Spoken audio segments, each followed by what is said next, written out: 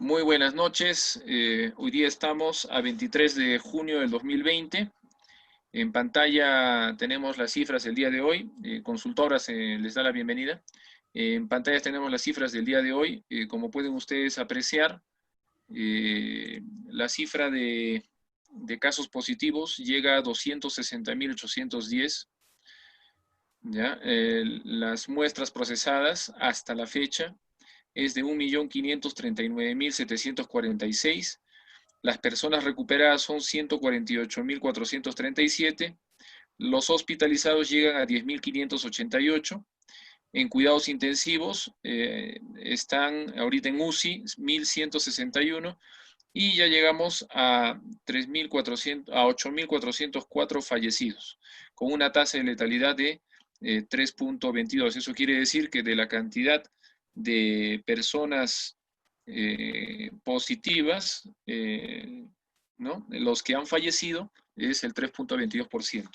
Si hacemos una comparación con el día de ayer, podremos apreciar, vamos a poder apreciar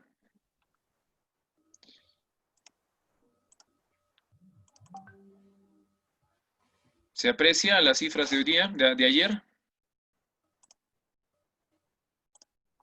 No se ve todavía. Ya, aquí está. Podemos apreciar que ha habido un ligero incremento, ¿no?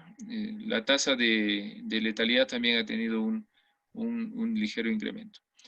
Bueno, estas son cifras que nos ponen al corriente de todo aquello que está ocurriendo en nuestro país y que obviamente solamente nos insta a que podamos tomar las precauciones del caso, ¿no?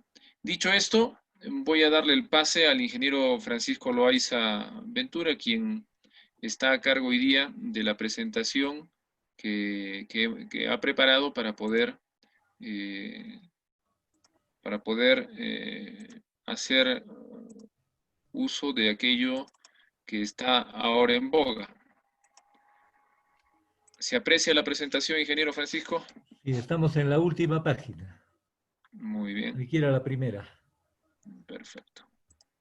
Ahora sí. Perfecto. Cuando quiera, ingeniero.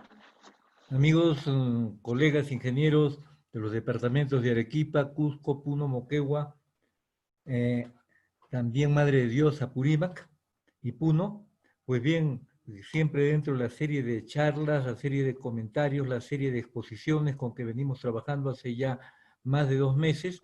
Entonces esta noche vamos a tratar el tema que está en este momento en plena boga, que está en pleno desarrollo, ¿no?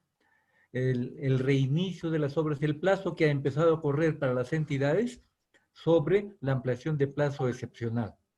Pues bien, nosotros nos vamos a ocupar al tiempo de ir desarrollando toda esta parte, ¿no? ¿Cuáles son las materias y qué costos son posibles de controversias en el reinicio de las obras post-COVID?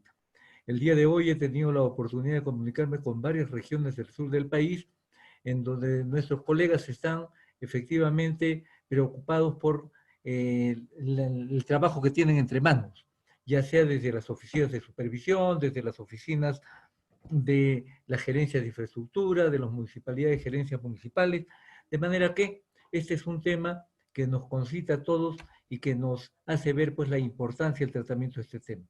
Entonces, materias y costos de posibles controversias en el reinicio de obras post-COVID. Pasamos a la siguiente vista. Criterios para el pronunciamiento de la entidad pública ante la solicitud de ampliación de plazo excepcional, APE, en forma resumida, como parte de las materias y costos de posibles controversias en el reinicio de las obras post-COVID. Seguimos avanzando entonces a la siguiente vista. El articulado del Decreto Supremo 101 y su entrada en vigencia es el tercero de 3 documentos de los que vamos a tratar el día de hoy, ¿no? Siendo este el tercero, el que salió al final y que determinó que la fecha en la cual se iniciaba el plazo para que los contratistas pudieran presentar sus solicitudes de ampliación de plazo fue el Decreto Supremo 101, publicado el día 4 y entrando en vigencia el día 5. Dice cosas muy parecidas a lo que dice el decreto legislativo 1486 y la directiva 05, pero con una precisión, que dice al siguiente día de la publicación de esta norma, empieza a correr el plazo que tienen los contratistas de 15 días calendario para presentar, ¿no?, en la solicitud de ampliación de plazo excepcional. Así que nos encontramos frente a esto y al tiempo que ellos indicaban que de esta manera se daba inicio a las actividades de la fase 2. Ojo, miren ustedes el término que se usa, las actividades.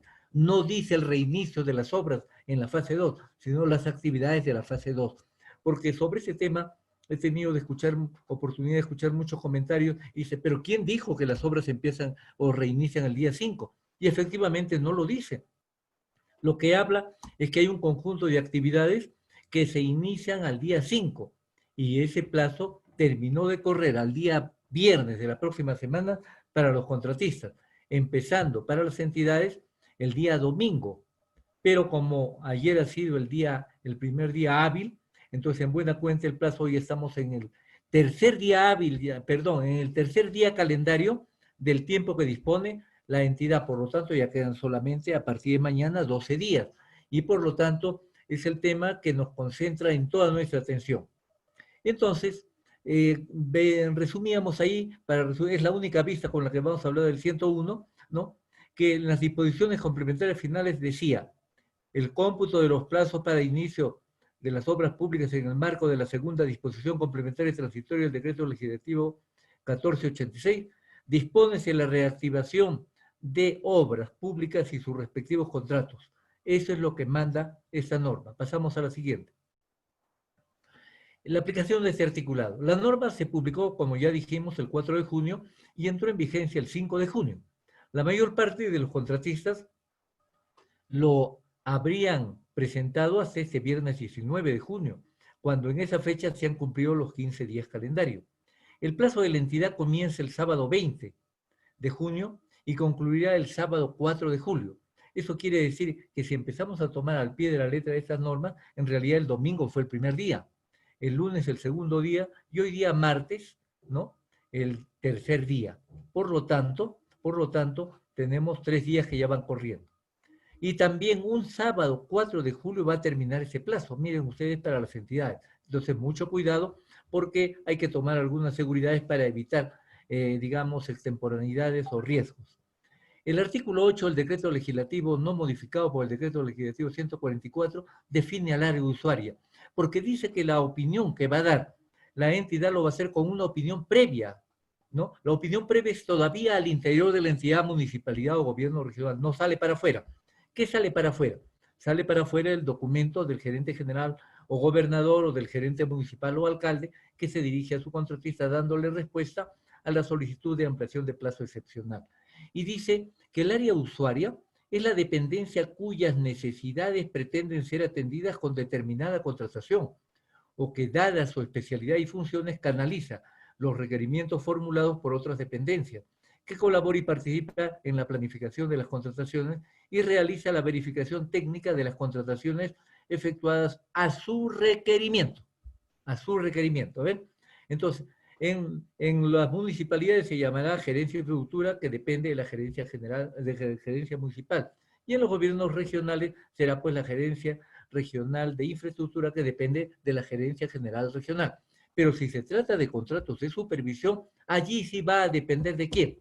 De la oficina regional de supervisión, oficina ejecutiva de supervisión o el nombre equivalente que tuviera, ¿no? Y en las municipalidades se llamará oficina de supervisión o la denominación que tuviera. Pasamos a la siguiente. En la siguiente vista. Ahora nos vamos al decreto legislativo 1486. Entonces, este artículo, que fue publicado el día 4 y entró en vigencia el día 5, dice que la segunda disposición complementaria y transitoria del decreto legislativo 1486, ¿no?, dispone que la reactivación de las obras públicas termina todavía cuando estaban en vigencia las normas que estaban decretando la inmovilización social, y la última norma terminaba el 30 de junio. Por lo tanto, el 1 de julio se activaba esto, cosa que luego es precisada y determinada con absoluta precisión en lo que concierne al decreto Supremo 101 que ya acabamos de comentar. Entonces, y aquí indica que cómo se actúa y por qué es aplicable en forma excepcional. ¿Qué cosa?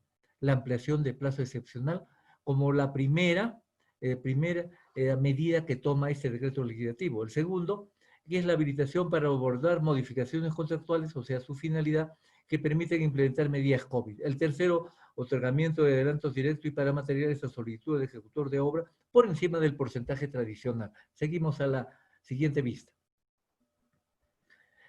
Aprendiendo a conocer el decreto legislativo. Por lo tanto, el decreto legislativo, que contiene muchos detalles, tenemos que aprender a conocerlo.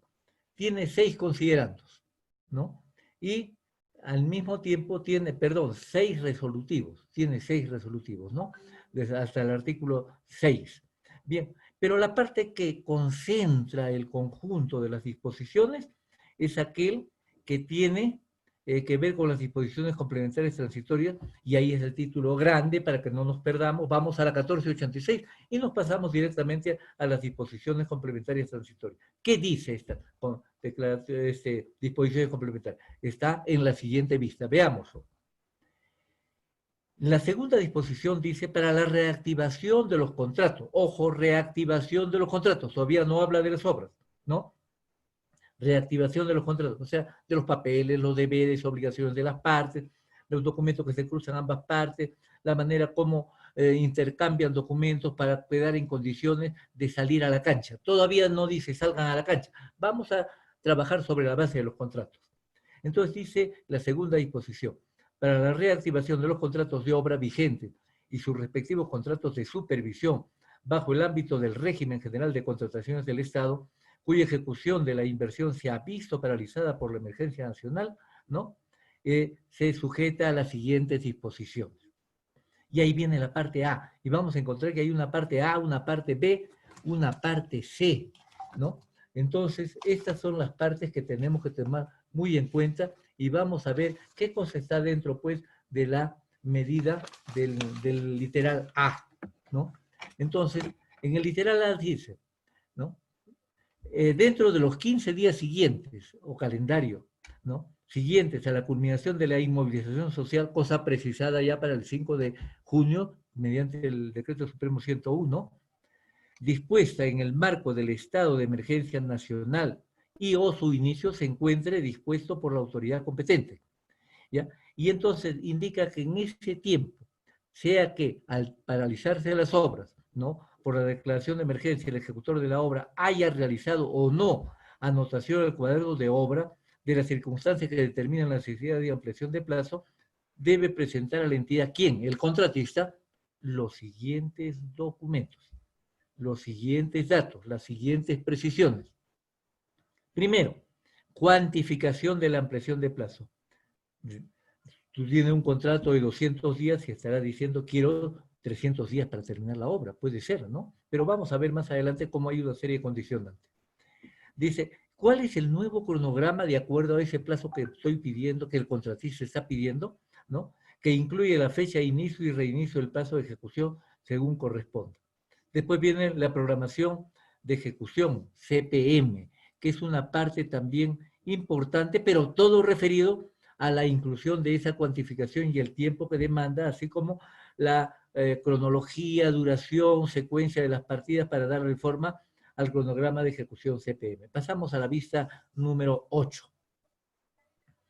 En la vista número 8 encontramos lo siguiente. ¿Qué otros requisitos? Ya habíamos visto que hay 3 en el anterior. El cuarto es el calendario de avance de obra actualizado, o sea, donde aparece soles mes por mes, de acuerdo al nuevo calendario con el que se va a terminar de ejecutar la obra. Luego viene el nuevo calendario de adquisición de materiales y de utilización de equipos, teniendo en cuenta las medidas del sector competente. Téngase en cuenta que los adelantos para adquisición de materiales eran del orden de ¿cuánto? Del 20%. Y esta norma, como vamos a ver más adelantito, dice que puede llegar hasta el 25%. O sea, aquel que ya pidió su 20% podría pedir 5 más, en las condiciones que vamos a ver más adelante. También debe presentar el plan de seguridad y salud para los trabajadores actualizado. ¿Qué quiere decir eso? Con el nuevo ampliación de plazo excepcional ya considerado. Luego viene la propuesta de reemplazo del personal clave cuando se identifique la imposibilidad de este para continuar prestando servicio por razones de aislamiento social obligatorio o medida similar. El personal clave de reemplazo debe cumplir con los requisitos establecidos en las bases del procedimiento de selección que originaron la relación contractual. O sea, la norma está previendo que podría ser que parte del personal clave no continúe por razones de distancia, no puede volver a trasladarse al escenario de la obra, y eso debe anunciarlo. Pues si se va el señor A, el ingeniero A dice, lo va a reemplazar el ingeniero J, que tiene las mismas calificaciones del otro profesional que está dejando de participar en el equipo. De eso trata esto, y con esto nos encontramos que son cuántas. A ver, volveremos a la vista anterior rápidamente, y ahí vamos a encontrar que en la vista anterior tenemos 1, 2, 3 requisitos. Y ahora pasamos a la siguiente vista y encontramos 4, 5, 6, 7 requisitos. Esos son los documentos que contiene, o esos son los datos que contiene la solicitud de ampliación de plazo excepcional. Y hasta ahí hemos terminado el literal A de la segunda disposición complementaria transitoria. Pasamos a B. ¿Qué dice en el punto B? Y esta es la parte en la que nos encontramos ahora en este momento. Ojo, pestaña y ceja, colegas, amigos que nos siguen mediante este mecanismo de comunicación entre los profesionales de la ingeniería en este momento que vive el país. Dice, el funcionario o servidor competente para aprobar las ampliaciones de plazo dentro de los 15 días calendario de presentada la documentación señalada en literal A de la presente disposición. Vale decir, los 15 días que fueron entre el 5 de junio y el 19 de junio, que es el tiempo que le correspondió a quién, al contratista, ¿no? Dice, y el funcionario o servidor competente para aprobar las ampliaciones tiene 15 días y lo hace con una previa opinión del área usuaria, la gerencia de infraestructura, sobre la cuantificación del plazo y demás documentación presentada, que esté conforme, que sea satisfactoria, que sea coherente con la cantidad de días que está pidiendo el contratista, quedando modificado el contrato en los términos contenidos en el documento de aprobación respectivo. O sea, esa aprobación tiene que pronunciarse. El contratista dice, quiero 500 días más. La entidad puede tener una opinión de 450 y dirá, apruebo 450. Si no tiene observación, dirá, apruebo los 500 días. ¿Y quién es ese funcionario? El gerente general o gerente municipal, o alcalde o gobernador. Ellos son el funcionario o servidor competente.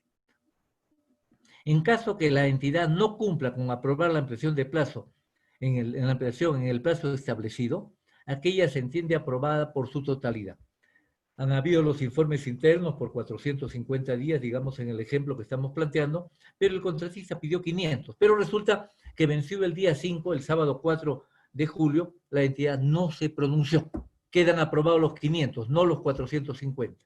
Ya tendrá que haber un seguimiento interno en la entidad para saber por qué la entidad no cumplió con la obligación de pronunciarse en esa fecha y quedó consentido lo que había pedido el contratista. ¿Está claro esto, colegas? Sobre esto, cuando podamos ponerlo ya en el YouTube, vamos a agradecer las consultas para poder absolverlas o con el tiempo vamos a ir encontrando las respuestas a estas interrogantes. Pasamos a la vista número 9. Las entidades, ya estamos en el literal C. Literal A es para lo que solicita el contratista, el literal B para lo que aprueba la entidad, ¿no? Y el literal C, miren lo que dice, habla de qué cosas se puede aprobar y en qué condiciones se puede aprobar, cuáles son los efectos de aprobarlo. Las entidades se encuentran facultadas para acordar con el ejecutor de obra y supervisor de la obra, veremos más adelante el contrato de supervisión, ¿no? Las modificaciones contractuales que permitan implementar medidas para la prevención y control frente a la propagación del COVID-19, dispuestas por los sectores competentes y otras que resulten necesarias para la reactivación de la obra, debiendo reconocer el costo que ello demande. Ojo, aquí tenemos que precisar varias cositas. Se encuentran facultades para acordar, o sea, el dato que se informa de los 500 días ya está aprobado si es que no se contesta y quedará en 450 bajo condiciones cuando la entidad se pronuncie en su debido plazo. Esos datos implican modificaciones contractuales. Entonces, cuando se está pronunciando la entidad de esta forma, lo está haciendo en atención a esta facultad que le ha otorgado el decreto la norma, el decreto legislativo 1486, en el que le está diciendo, sí eres competente para acordar esas modificaciones al contrato. Y más adelante dice, ¿no? Debiendo reconocer el costo que ello demande. Pero en este momento, ojo, porque ya he recibido consultas en el sentido, ¿y cuánto va a ser lo que vamos a aprobar? Todavía no es el momento. Hay un segundo momento que lo vamos a ver al término de esta exposición de una manera bastante rápida, ¿no? Pero que tendrá otra exposición para tratar exclusivamente ello y que será un periodo posterior de días. Por ahora nos concentramos en plazos. Pasamos a la siguiente vista. Vista número 10. Disposiciones complementarias, seguimos trabajando en el decreto legislativo 1486. Es el cuarto literal. Entonces, repasamos. Literal A, que lo solicite el contratista. Literal B, que autoriza el plazo que dispone la entidad. Y el literal C es la facultad para acordar. Y el literal D viene el supervisor. Los contratos de supervisión es el literal D. En caso el supervisor de la obra no pueda continuar prestando sus servicios o no pueda continuar prestándolo con el mismo personal clave, la entidad autoriza el inicio o reinicio de la obra, previa designación de un inspector o equipo, cuando no pudiera continuar el supervisor. ¿Qué quiere decir? Que si sí puede continuar el supervisor, pues bien, no tiene que nominar un equipo, un inspector o equipo de inspectores, ¿no? Que realizan dicha función hasta la contratación de un nuevo supervisor o hasta que éste reestructure su equipo. O sea, ¿qué está queriendo decir? Fíjese usted, o hasta que el nuevo supervisor, o hasta que el supervisor reestructure su equipo. ¿Cuándo va a modificar el personal? Claro, lo que quiere decir que va a haber una pausa de tiempo. Ahí nos clava una pregunta este literal, porque no dice, ¿y qué pasa con el especialista de estructuras que no va a poder estar porque no va a volver durante un periodo de 5 días, que es lo que el contratista o el supervisor requiere para reemplazar a este miembro del personal clave, ¿no? Sigue diciendo, el personal clave debe cumplir con los requisitos establecidos en las bases del procedimiento de selección que originaron la relación contractual. ¿Eso qué quiere decir? Quiere decir de que efectivamente el reemplazante debe cumplir las mismas calidades del que salió, ¿no? Pero en otras palabras, o sea, en otras palabras, ¿qué está diciendo, no? Habrá fácilmente para ubicar profesionales con la experiencia del mismo, pero fíjense ustedes que también señala lo siguiente, ¿no? Dice, con los mismos requisitos establecidos en las bases. Entonces, si las bases pedían 10 años, pero el ingeniero que está desempeñando el cargo tiene 15 y por lo tanto superaba los 10 años, el nuevo, el que va a entrar, no tiene por qué superar 15, tiene que superar los 10. Y de esa manera da cumplimiento a lo que está mandando la disposición complementaria en su literal D, segunda disposición complementaria transitoria en el literal D. Eso es lo rescatable de este literal. El literal E. A solicitud del ejecutor de obra, la entidad otorga adelantos directos hasta el 15%, si no hubiera otorgado ningún adelanto, ¿no? Pero ocurre que en una obra que ya se ha iniciado, el requisito del adelanto el otorgamiento del adelanto directo o no haberlo solicitado es una posibilidad que ya terminó. ¿En qué fecha? En el momento en que pasa el número de días para la firma del contrato, vale decir los 15 días en que el contratista debe cumplir 4 requisitos para dar inicio al plazo de la obra. Y si se tratara, dice, de adelanto de materiales, puede llegar hasta el 25%. Los contratos donde no se hubiera previsto entrega de adelantos, los contratos donde aún no se hubieran entregado los adelantos, ¿no? Y los contratos en donde ya se hubiera otorgado adelantos. En este caso, se otorga la diferencia hasta alcanzar los porcentajes indicados precedentemente.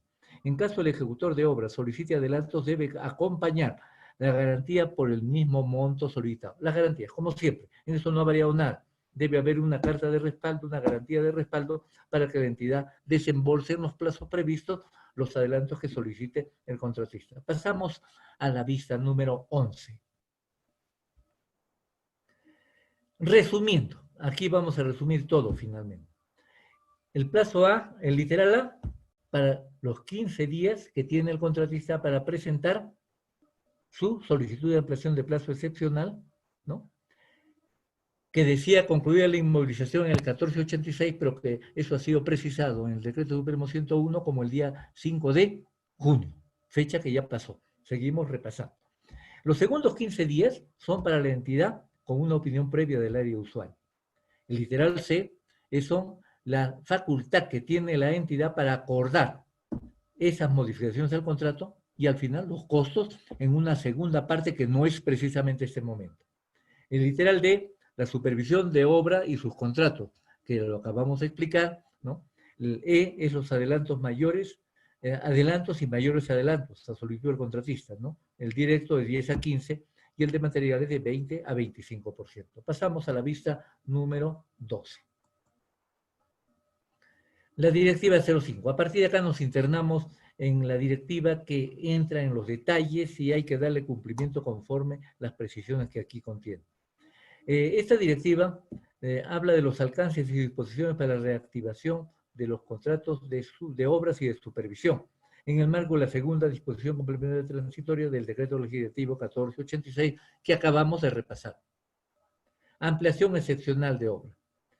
Ahí vamos a analizar el impacto de la paralización por la declaratoria de emergencia, el impacto de la removilización de personal y equipo, adecuaciones de los ambientes de trabajo, cuando sea el caso, la removilización y obligatoriamente la adecuación. Luego, el tercer tema es el impacto por ejecución de obra bajo las medidas COVID, ¿no? Y toda medida necesaria para la reactivación. Si revisamos por un momento esta parte rosadita de la directiva 05 en la ampliación excepcional, vamos a ver cómo esa ampliación de plazo, aquí están los tres componentes de la ampliación de plazo. El primer componente, el periodo de paralización 16 de marzo al 4 de junio. El segundo, el impacto en la removilización, ¿no? Pero en el interín hay un periodo de 15 más 15 días, ¿para qué? 15 días para el contratista, 15 días para la entidad para aprobar la ampliación de plazo excepcional.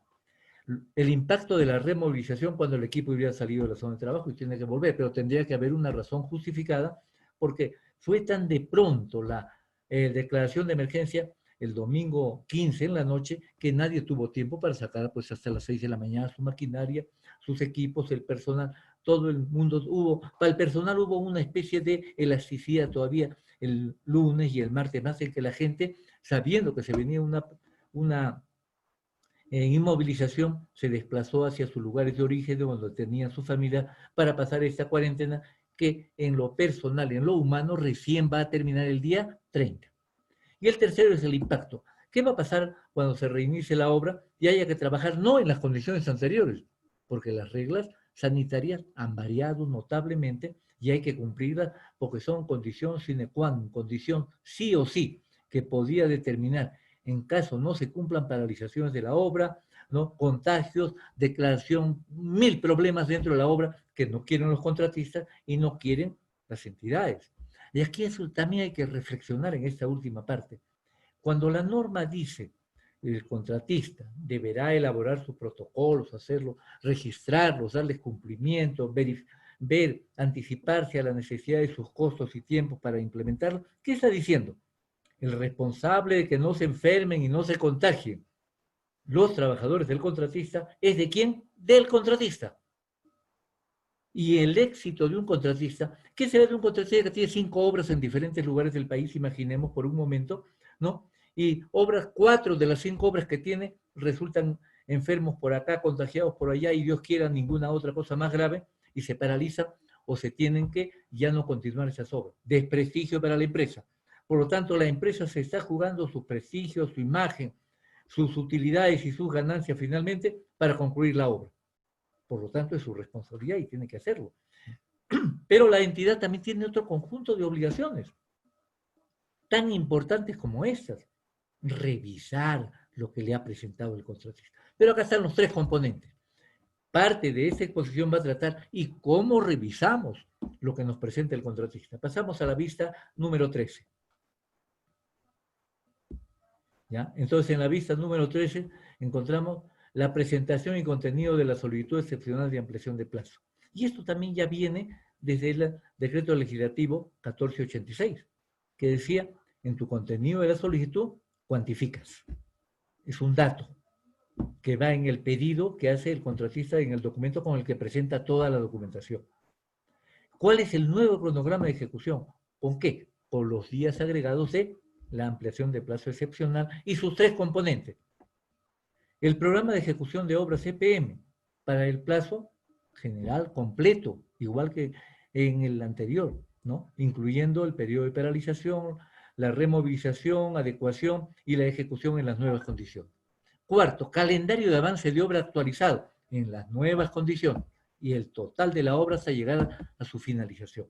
El nuevo calendario de adquisición de materiales y de utilización de equipos, ¿no? En el caso que tuviera que pedir un nuevo, un incremento de los adelantos. Pero si no tuviera que pedir, también tiene que llegar a cubrir el periodo a lo que se refieren los numerales 2, 3 y 4 del presente, de la presente parte de la solicitud que estamos analizando.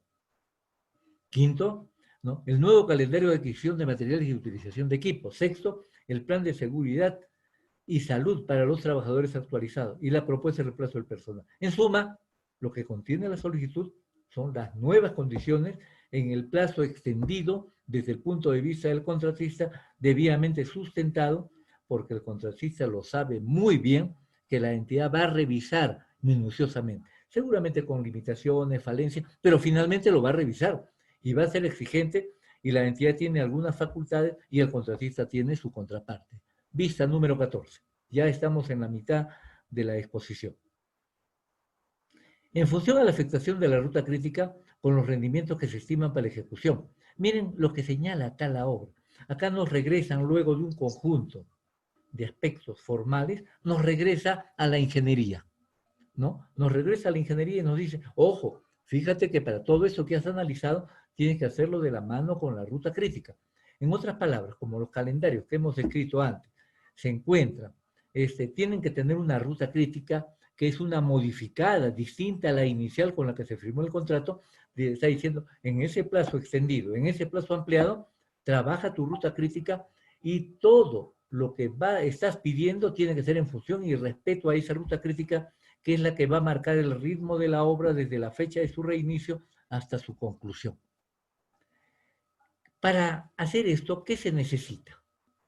¿No? Se necesita establecer los costos directos y gastos generales variables, incurridos durante la paralización por emergencia nacional. O sea, allá hay que entrar a números, hay que entrar a cálculos, hay que entrar a rendimientos. Solamente que esos números, los que emerjan, los cálculos que emerjan de ese análisis de gabinete, todavía no va a ir en forma de números, en soles, todavía no va a ir la entidad en forma de soles, solamente se va a traducir en forma de días calendario, ¿no? Entonces, pero sin embargo, ya es una primera base de datos numéricos que la entidad va guardando. ¿Para qué? Para el segundo momento del que vamos a hablar al final de esta exposición. Costos de elaboración de los documentos exigidos por los sectores competentes, todo lo que sean protocolos, los planos donde van a estar las adecuaciones, ambientes de trabajo, donde va a haber las acciones sanitarias, baños, desinfección, etcétera. Ahí tiene que incluir los costos de esa elaboración, pero todavía los tiene para sí, no los tiene que decir todavía la entidad, no está obligado a decirlo, no está obligado. Su interpretación para eso, su interpretación y materialización en números es un segundo momento. Tercero, los costos directos cuando corresponde y gastos generales en los que se incurra por la removilización del personal, equipos debidamente sustentados. Fíjense que acá cuando volvemos al literal y, ¿no? Encontramos gastos generales variables. Antes no se utilizaban médicos ni enfermeras, o ambos o alguno de los dos, ni otro tipo de previsiones respecto a estos gastos generales variables. Ahora sí va a haber que incluirlos. Entonces aquí entrarán pues en los costos, gastos generales variables, entrarán las mascarillas, los controladores de temperatura, lo que está costando hacer los ambientes para que trabaje el médico haciendo el triaje, ¿no? Posiblemente dictando recetas, inclusive cuando un trabajador no puede entrar a la obra y tiene que volver a hacer una cuarentena o a cumplir las disposiciones médicas a través de un aislamiento y también a través de una medicación, si así lo ha dispuesto, si así lo dispone el médico en función a las condiciones de salud en que ha encontrado al trabajador que no puede pasar a la obra, ¿no? Entonces todo ese trabajo tiene que estar ahí, pero los números siguen siendo materia interna, ¿no? Todavía no se presentan soles en esa etapa. De repente algunos ya los han presentado, propio pues de la experiencia que estamos viviendo de manera conjunta, contratistas, funcionarios, profesionales, entidades públicas, y que en el camino van a ir mejorando con toda seguridad. El área usuaria, ¿qué va a hacer? ¿Qué va a evaluar? Porque lo manda. dice que el pronunciamiento que va a dar la entidad lo hace con una opinión. ¿De quién? Del área usuaria. En las estimaciones, ¿qué va a evaluar? Va a evaluar las estimaciones y sustentos presentados por el contratista respecto de rendimientos y duración de actividades, a fin de calcular el mayor plazo, no dice el mayor costo, sino el mayor plazo, que requiere para ejecutar la obra. Pero podría ser que acá tengan que deslizarse, por ejemplo, algunos aspectos, ¿no? También de algunos datos numéricos de los costos, pero que todavía son preliminares y todavía no constituyen un dato final en materia de costos. Segundo, los correspondientes a costos directos y gastos generales, así como el impacto económico por la implementación de las medidas COVID para la reanudación. De eso va a tratar la opinión que tiene que revisar el área usuaria, que son las gerencias de infraestructura. Pasaremos pues a la siguiente vista. Ya estamos en la vista 15. Entonces, ese pronunciamiento de la entidad y aprobación de la solicitud de ampliación de plazo excepcional. Si la entidad acepta, ojo, pide 500 días y le aprueban los 500 días. Pero no por descuido, sino porque han revisado y han dicho está bien los 500 días. Ese es el caso A. O sea, deliberadamente, revisadamente, analíticamente, conscientemente la entidad dice lo que ha presentado está bien y opino favorablemente. Pero también podría haber un caso B. Si hay discrepancias en el impacto en el plazo y en los conceptos económicos y o cuantía, deberá precisar qué aspectos y con qué fundamento. Por lo tanto, no basta decir no estoy de acuerdo, esto no corresponde, no procede, ¿no? Están hechos los cálculos, sírvase volver a hacerlo. Ojo, porque no hay devolución de ese documento. La calificación que hace la entidad lo hace con los documentos que tiene, no con los documentos que quisiera tener, no con los documentos que se imagina que debieron estar ahí, sino con lo que tiene, ¿no? Y entonces, bajo esto, podría ser que esté en desacuerdo. No te corresponde 500 días, te corresponde 450, opino por 450. Llegado al gerente general o al presidente o al gobernador, dirá, me pronuncio por 450 días con los siguientes sustentos. Se aplica en ese caso, cuando hay esta discrepancia, se aplica los términos planteados por la entidad y el contratista. Mantiene el derecho a someter a discrepancia a solución de controversia. O sea, vale temporalmente los 450 días. Los aspectos sin discrepancia, o sea, los 450 días, se considera como un periodo ya modificado del contrato, que ya queda definitivo y bien limpio, constituyéndose la discrepancia en los 50 días en el ejemplo que estamos imaginando.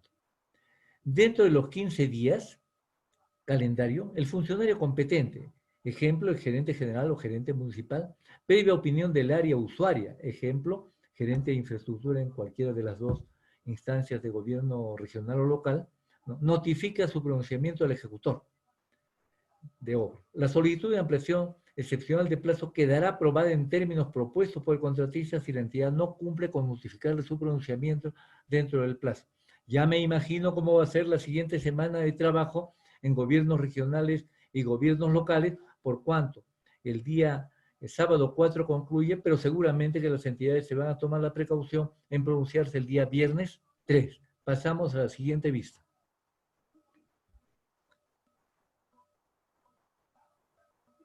Pasamos a la siguiente vista. Nos están ayudando desde la mesa de conducción de este evento. Aquí hay una presentación que habla del flujo de reinicio y de los 3 componentes de la ampliación de plazo, de la que ya aludimos casi al comienzo de esta exposición. El primero es el periodo de paralización de la obra, propiamente dicho, 16 de marzo, 4 de junio. El segundo es el periodo de implementación de medidas y adaptaciones en los ambientes de trabajo previo al reinicio de la obra. Previo al reinicio de la obra. No, la obra todavía no está reiniciada. He podido leer algunos comentarios en algunas consultas que recibí hoy día. Dice, mi obra la he reiniciado el 18, el 20 de junio. Pues no están cumpliendo la norma, se están saliendo de la norma, ¿no? O desconocemos cómo habrán hecho para dar cumplimiento a estas etapas que no son un mandato. Ojo, el decreto legislativo 1486 es una norma de rango de ley, o sea, del mismo rango de la ley de contrataciones del Estado, pero que para estos fines reemplaza a la ley de contrataciones del Estado, ¿no? Y la directiva 05 que estamos comentando es una norma que hace las veces del decreto supremo que reglamenta una norma dictada por ley en materia de contratación. Pues bien, el primer periodo de paralización física, real, neta, inmovilizada, pero hasta el día 4 de junio. Segundo, el periodo que el contratista dice requiero para hacer la removilización e implementar las áreas de trabajo para la seguridad, para la cuestión sanitaria. Y el tercer periodo, no, los rendimientos, antes podía 20 metros cuadrados por día, ahora es 18, es 15 o es 22, y con eso he hecho unos cálculos que me han determinado el tercer componente que se va a sumar a los anteriores para determinar la ampliación excepcional de plazo. Pasamos a la siguiente. Hasta aquí creo que más o menos hemos seguido la secuencia. Será la cantidad de veces que ya venimos tratando estos temas, que ya fluye con bastante razonabilidad, por lo menos para quien expone, y me imagino que también para los que están escuchando, pero aún así nos vamos a tener que en su momento alimentar de sus preguntas y comentarios. Vamos a ver qué dice en materia de costos e implementación. Reconocimiento de los costos que implicará ejecutar la obra conforme a la medida COVID-19. Y aquí empieza el segundo tiempo del que estuvimos hablando hace un momento. Ya hemos terminado el primer tiempo. En el segundo tiempo encontramos, ¿y cuándo es? Si el día 4, el sábado 4 de julio, termina el plazo para la entidad, quiere decir que hasta el 4 tenía plazo para pronunciarse, en días calendario. Y los días calendario consideran sábado, domingo, lunes, feriado, día de la madre, todos los días. Entonces, nos encontramos con que el plazo va a empezar, ¿qué día? El 5 de julio. El 5 de julio empieza un periodo de 30 días calendario. ¿Para quién? Para el contratista. Para el contratista. O sea, nuevamente los contratistas salen a la cancha, pero ya para ponerle soles.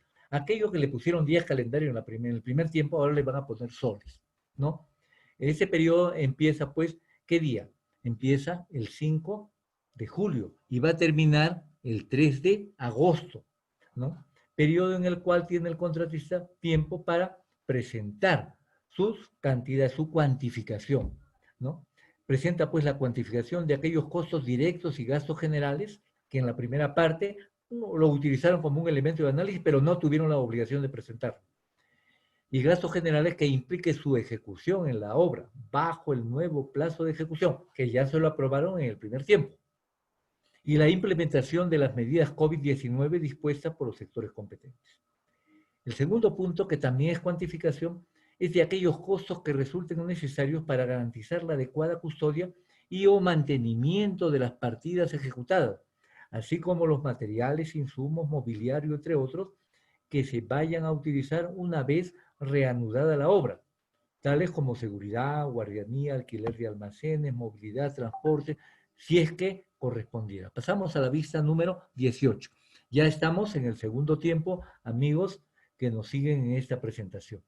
La cuantificación de los costos directos y gastos generales que implique la implementación de tales medidas podrá ser objeto de revisión periódica a fin de verificar su correspondencia con los rendimientos reales del periodo y o con los precios actuales de mercado.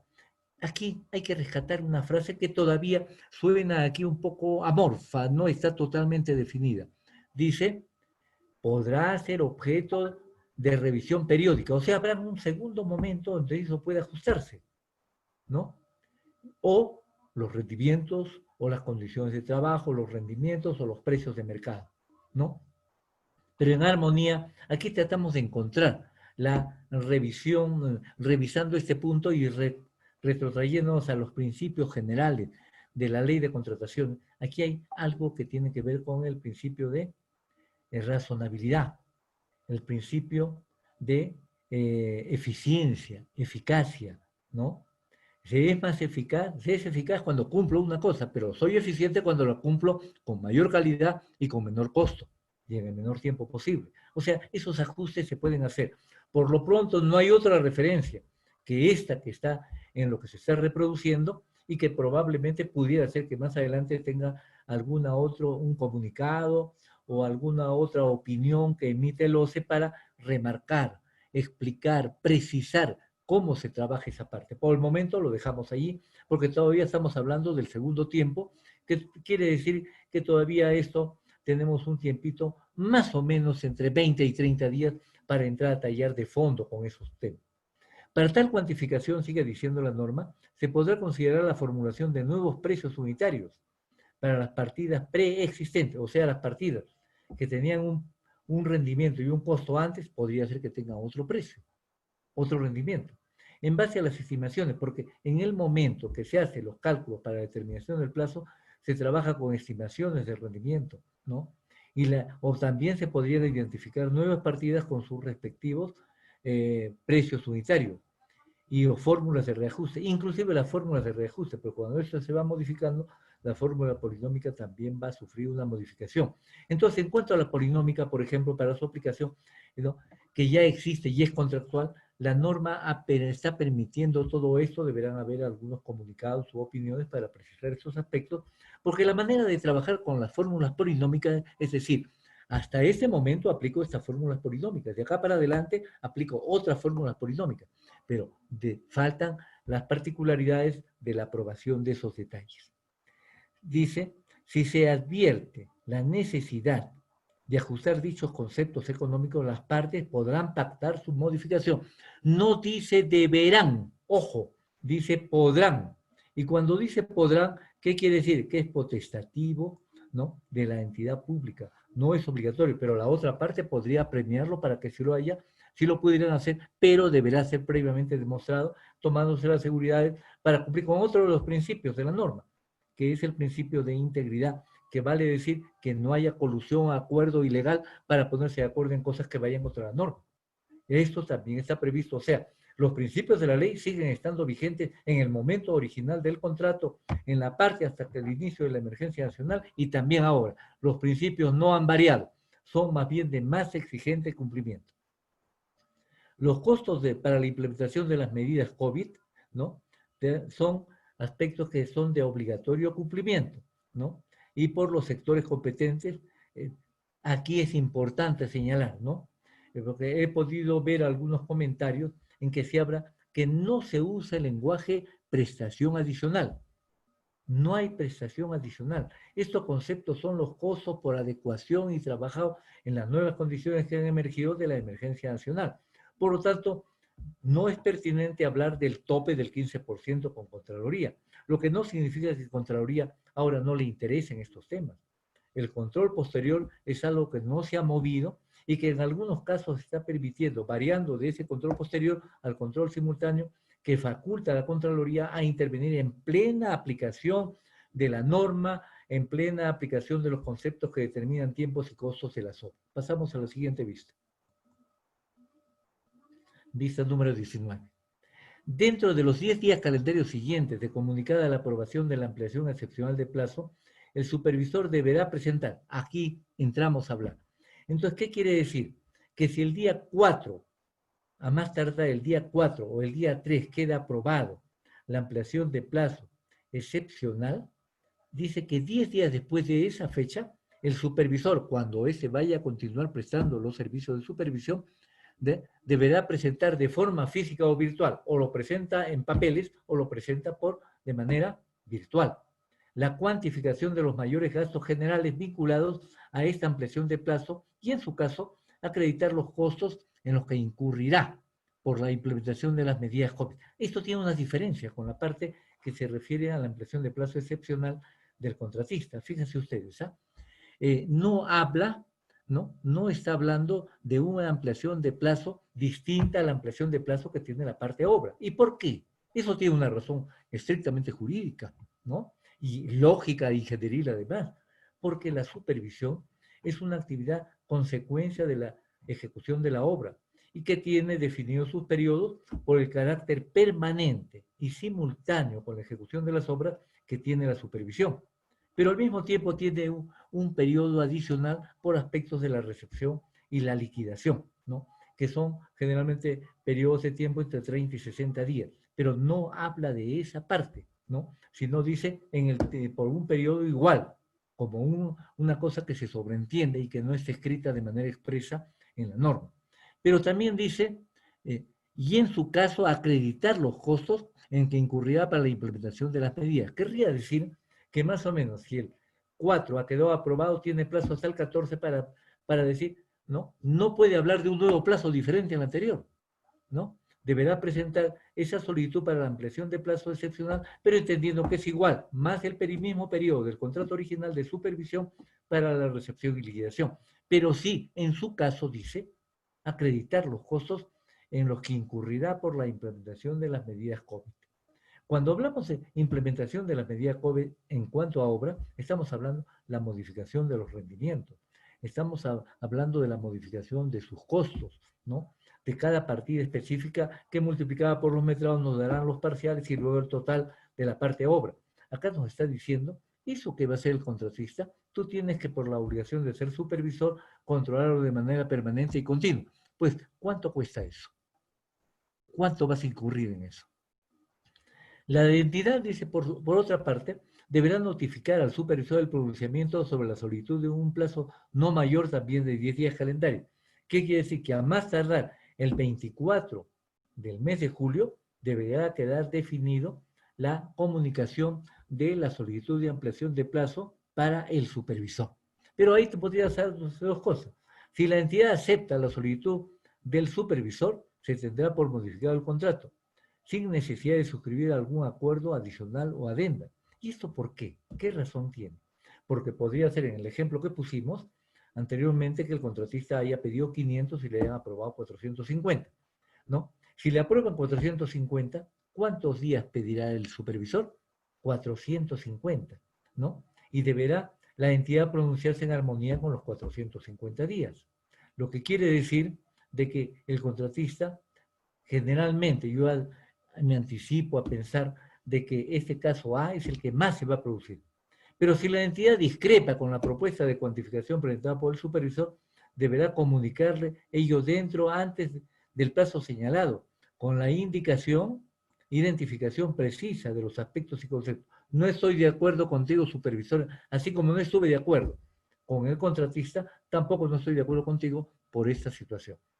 Bien, en ese caso, ¿no? Se aplica lo que dice la entidad, pero el supervisor no ha perdido su derecho a reclamar en solución de controversia ese desacuerdo. Los aspectos sobre los que no existe discrepancia quedan aprobados con una consecuencia lógica. Pasamos a la vista número 20. Ya nos acercamos al final de esta y ya seguimos hablando ahora de las disposiciones específicas sobre la solicitud y entrega de adelanto. Ya hemos hablado de la obra, ya hemos hablado del supervisor, ahora hablamos de los adelantos.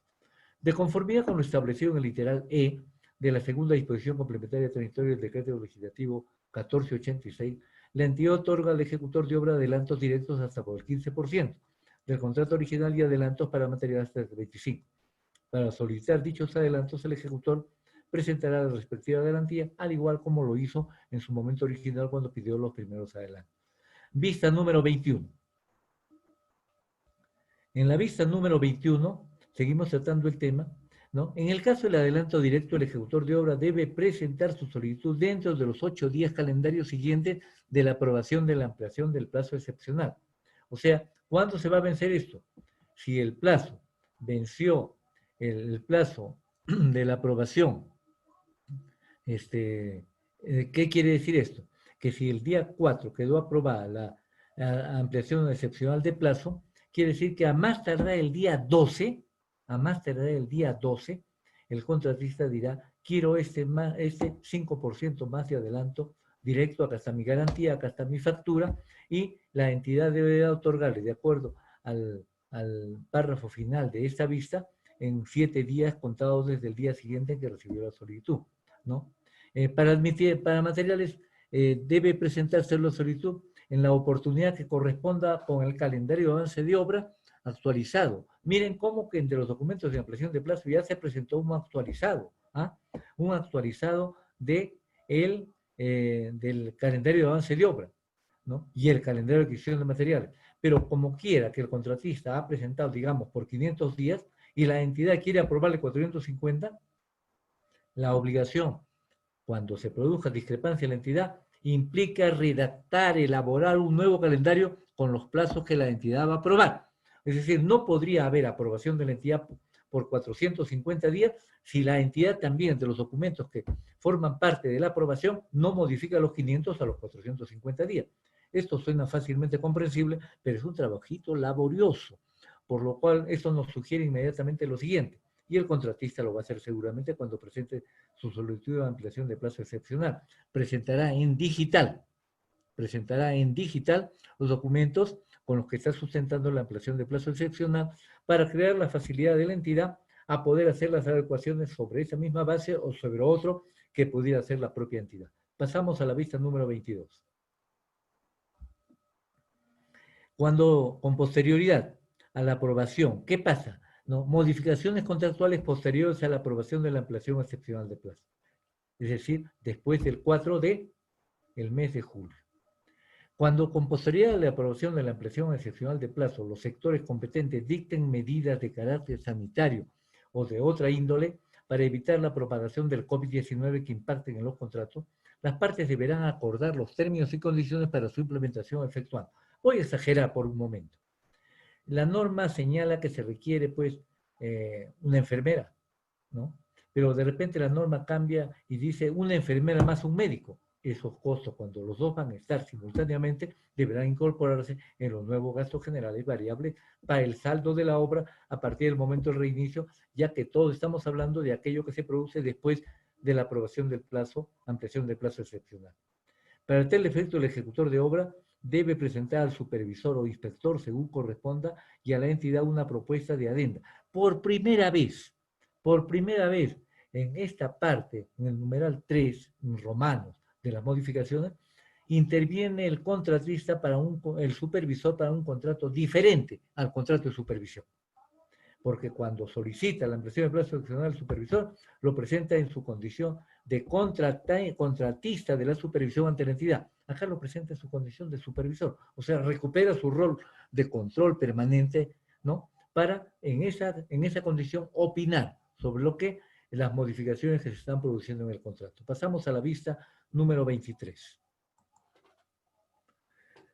Dentro de los 15 días calendario, de presentada la propuesta de adenda y previo informe del área usuaria y del supervisor o inspector, según corresponda a la entidad debe manifestar su aprobación, ¿no? ¿Quién presenta entonces? Pues lo presenta dentro de los días calendario presenta ¿quién? El contratista la propuesta de adenda. Sobre esa propuesta de adenda se pronuncia el área usuaria y el supervisor.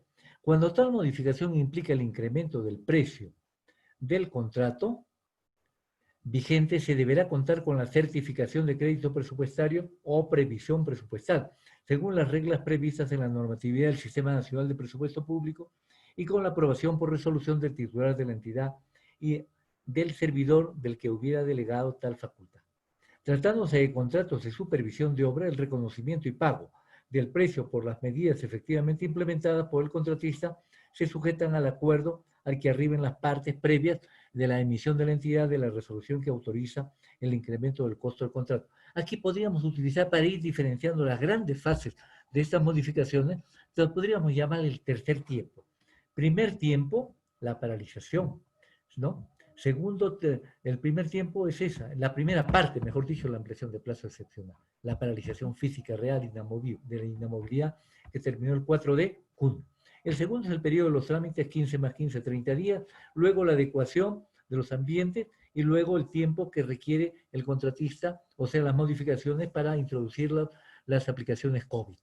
Pero cuando todo eso haya terminado, entonces podría darse que ya estamos en una fase aparentemente llana, lo que falta solamente es terminar la obra, pero se producen modificaciones desde el lado del Estado. También hay que darles cumplimiento.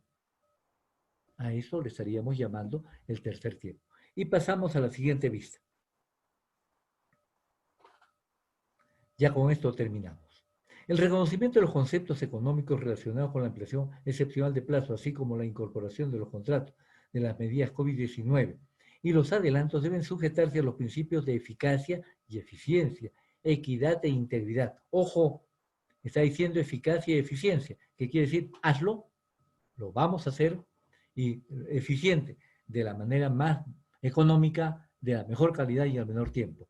De una manera que no perjudique a ninguna de las dos partes y bajo el principio de integridad. Nada de conversaditos previos, ocultos o acuerdos fuera de la mesa que impliquen que las partes están poniendo de acuerdo en su beneficio, más no en el beneficio de la obra, porque eso está penado por ley y ciertamente puede acarrear la nulidad del contrato, con lo cual todo lo ganado, todo lo trabajado se pierde porque ese contrato se suspende y queda en esas condiciones resuelto o declarado nulo según corresponda a las condiciones que decida aplicar la entidad, ya que nulidad y resolución son cosas muy diferentes, con efectos totalmente jurídicos diferentes, y que los ingenieros que no están muy habituados a la aplicación de esos criterios tienen que llegar a conocerlo en profundidad y su aplicación. Desde luego asesorado por las áreas legales de todas las instituciones. Termina la norma diciendo: la presentación y notificación de documentos al amparo de la Directiva 05 se puede realizar en forma física o virtual a elección de las partes. Pero a elección de las partes. ¿Está diciendo acuerdo de las partes o elección? No, yo decido presentarlo personal, físicamente, decisión es elección del contratista. Y la otra parte, yo también voy a contestarte en físico porque es elección de la entidad. Pero también podría cada parte, te lo presento en digital, y el otro dice, te contesto en digital. O sea, todas esas posibilidades están previstas en la norma. Las controversias que surjan podrán ser sometidas a los mecanismos de solución de controversia previstos en el respectivo contrato. Volvemos al contrato original y las controversias se tienen que resolver de la manera que lo dice el contrato original. Vamos a la siguiente vista, en la cual ya empezamos a introducir algunos criterios. ¿Y qué necesito yo para saber, digamos, para empezar a analizar el tratamiento de la aplicación de estas normas? Necesito saber el tipo de obra. Pues el gerente de infraestructura, ¿no? El primero, el contratista, lo sabe, porque él es el actor de todo esto. Él sabe el monto y fecha del contrato, el plazo total, el plazo transcurrido, el porcentaje de avance del plazo, el porcentaje de avance físico, el porcentaje de avance financiero, si la obra está adelantada o la obra está atrasada, las partidas prevalentes, las cuatro partidas genéricas principales de todo el saldo de la obra, por decir, porque son las más representativas, qué porcentaje de adelantos han recibido directos y de materiales, en qué estado tiene la obra, está diferida en su inicio, está suspendida, está paralizada, tiene pendiente ampliaciones de plazo, tiene pendientes algún otro tipo de acuerdos o consultas durante la obra, porque el contrato no ha quedado suspendido, el contrato sigue su curso en condiciones un poco diferentes, pero siendo el objeto del contrato el mismo, cumplir con el expediente técnico y que es la meta del contrato. En la siguiente vista vamos a seguir viendo, ya concluyendo, ¿no? En la vista número 26, por favor, ¿no? ¿Cómo debemos actuar desde el lado de la entidad? Con razonamiento. No hay dos obras iguales. Cada obra es única y merecerá un razonamiento específico. Las empresas constructoras, ¿cuáles son algunos de los parámetros con que van a trabajar? Presentan primero la ampliación de plazo excepcional, que incluye del 16 de marzo al 4 de junio un total de 81 días calendario, más los dos periodos de 15 días para solicitar y 15 días para aprobar de la ampliación de plazo excepcional. Ya van 81 más 30. A eso se sumará el plazo de removilización y adecuación de los ambientes de trabajo. Luego se sumará a eso el plazo de aplicación de las medidas COVID para la ejecución de partidas faltantes desde el reinicio de la obra. Aquí es donde aparecen ¿qué cosas? El financiamiento social, se modifican los rendimientos, puede haber variación de los precios, va a haber finalmente una parte final distinta al original de la ruta crítica, porque es bajo ese criterio con que se tiene que trabajar. Vamos a la siguiente vista, que ya es la penúltima. Aquí hablamos, y lo que hemos venido diciendo toda la noche. Las gerencias de infraestructura de los gobiernos regionales y de los gobiernos locales son las encargadas de la opinión previa al pronunciamiento de la entidad, al interior de las entidades estamos hablando. La gerencia general es quien recibirá, o la gerencia municipal la que recibirá esta documentación, ¿no? Y para que la entidad funcione como un todo, el gerente municipal o el gerente general regional deberá convocar, pues, a su gerente de infraestructura, a su jefe de supervisión, a las otras áreas competentes o asesoría jurídica para dar las instrucciones. La norma dice esto, pero aquí dentro de la entidad la vamos a aplicar de esta manera porque el que firmó el contrato no es supervisión, no es infraestructura, no es solo la gerencia general ni asesoría jurídica, es la entidad en su conjunto, el gobierno regional todo, con todos sus elementos, la municipalidad toda con todos sus elementos, el proyecto especial con todos sus elementos. Entonces, todos los recursos frente a esta avalancha de trabajo que van a ir soportando por oleadas en determinados momentos, pues tienen que encontrar a una organización que no solamente tenga, pues, gerentes, directores, jefes de repartición, tiene que tener líderes, y líder es aquel que convence, no que impone, aquel que hace ver la razonabilidad de aquello que hay que cumplir para tener una actuación a nombre del Estado y de la población que los ha elegido y los ha designado, la más lúcida, la más inteligente, la más honesta de las actuaciones. Por ello, las áreas usuarias tienen que buscar su referente inmediatamente superior, que es, en este caso, la gerencia municipal o gerencia local. Luego veamos los supervisores externos. Los supervisores externos están considerados, los supervisores externos están considerados en la aplicación de la presión de plazo excepcional. No. La normativa no ha previsto una actuación de la supervisión externa cuando se trata de la ampliación de plazo excepcional de un contrato de obra. El supervisor sí actúa en cambio en la solicitud, pero de su propio contrato, no del contrato de la obra. Pasamos a la siguiente vista, vista número 28. Las oficinas internas de supervisión. La solicitud de ampliación de plazo excepcional de obra se tramita ante la entidad y con intervención del área usuaria, es decir, la que formuló el requerimiento. La oficina interna de supervisión son áreas usuarias, pero para el contrato de supervisión, no para el contrato de la obra. ¿Solo gerentes o también líderes? Aquí hacemos un razonamiento, instando a los máximos ejecutivos de las entidades. Los gerentes generales regionales, de los gobiernos regionales, y los gerentes municipales de las municipalidades son los superiores de las gerencias de infraestructura y de las oficinas de supervisión. Y como tal, convocan a ambas reparticiones, da instrucciones y se asegura de su cumplimiento. Se asegura. Si hace todo lo anterior, pero no se asegura de su cumplimiento, no es un gerente general en toda la línea, no es un gerente municipal en toda la línea, ¿no? Porque no asegura su cumplimiento. El cumplimiento es el resultado de todo un proceso de intervención y estar inmerso a todos los servidores en todos sus estamentos de la institución. Al actuar de esa forma, se constituye en un líder. Recién en ese momento, además de ser el señor gerente general, el señor gerente municipal se convierte en un líder capaz de llevar a su equipo íntegro de trabajo, de llevarlo al éxito del cumplimiento de sus obligaciones y, por lo tanto, a preservar el interés público al cual está obligado por mandato de la ley. Ahora sí, ya hemos terminado en buena cuenta y vamos a hacer un comentario al respecto y no dar cumplimiento a todo esto. ¿Cuánta plata puede costar? Ahora nos vamos a referir a todo esto. Y para eso hemos incorporado la tabla de gastos arbitrales. Dice, hemos venido hablando de un ejemplo, ¿no? El contratista pide, ¿cuánto? 500 días. La entidad decide aprobarle 450 días. La discrepancia se produce por 50 días. Los 50 días, ¿en qué se pueden traducir? Si el contratista realmente requería los 500 días, pero solo va a disponer de 450, le van a faltar 50 días. Y si le van a faltar 50 días y no puede cumplir sino en los 500 días, ¿qué va a ocurrir? La entidad le va a aplicar una penalidad, que para un contrato cuanto más grande, también es más grande la penalidad. La penalidad generalmente es entre 5 y 8 veces más grande que el gasto general. El gasto general es lo que la entidad debe pagar por incumplir sus obligaciones. La entidad, la penalidad es lo que debe pagar el contratista por aquello que no pueda cumplir frente a la entidad. Eso puede provocar discrepancias. Y en este cuadro nos habla de cómo son los gastos arbitrales. ¿Qué es el arbitraje? Un sistema de administración de justicia en el cual, ¿no?, se instala fuera del Poder Judicial, se instala para cada caso un tribunal o un árbitro único que actúa como un juez, decide como un juez, analiza y lleva procedimientos igual que un juez.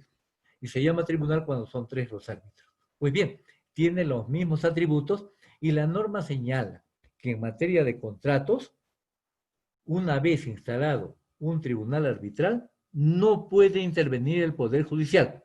Tiene que abstenerse por decisión de la norma y por decisión de la norma pública.